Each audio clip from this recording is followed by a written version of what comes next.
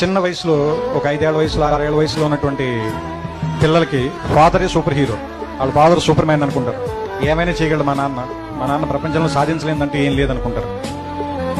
వాడు స్కూల్కి వెళ్ళి వాడికి ఒక 10 ఏళ్ళు అంత వచ్చిన తర్వాత ఇంకా వేరే వాళ్ళు ఇంకా డబ్బున్న వాళ్ళ ఫాదర్లని లేదా ఇంకా బాగా పెద్ద పెద్ద కార్లు ఉన్న వాళ్ళని వీళ్ళని చూసిన తర్వాత మా నాన్న అంత గొప్పడు కాదు, మళ్ళీ మా నాన్నకంటే గొప్పలు కూడా ఇంకా చాలా మంది ఉన్నారేమో అనిపిస్తుంది. అదే ఒక 15 ఏళ్ళు దాటి 18 ఏళ్ళు అవి వస్తున్నప్పుడు నాన్న సిగరెట్ కాల్చదురా లేదా బాగా చదువుకోరా, రాత్రిపూట ఇడ్లీకి ఇంటికి రారా, ఇలాంటివన్నీ చెప్పినప్పుడు మా నాన్న ఏంటి బాగా నచ్చదొబ్బుతున్నాడు, చేదస్తాం అనుకుంటాను, మా నాన్నకి సరిగ్గా తెలియదు అనుకుంటా బతకటం, అందుకని ఇలా అయిపోయాడు అనుకుంటాడు.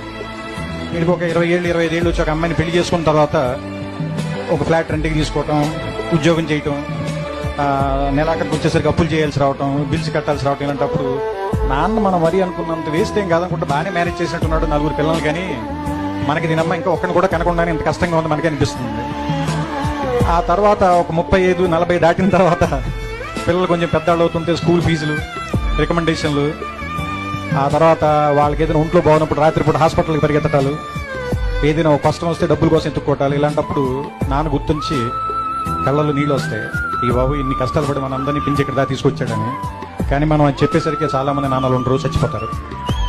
అందుకని నా ఉద్దేశం ఏంటంటే నాన్న బతికుండగానే మనం అందరం థ్యాంక్స్ చెప్తాం.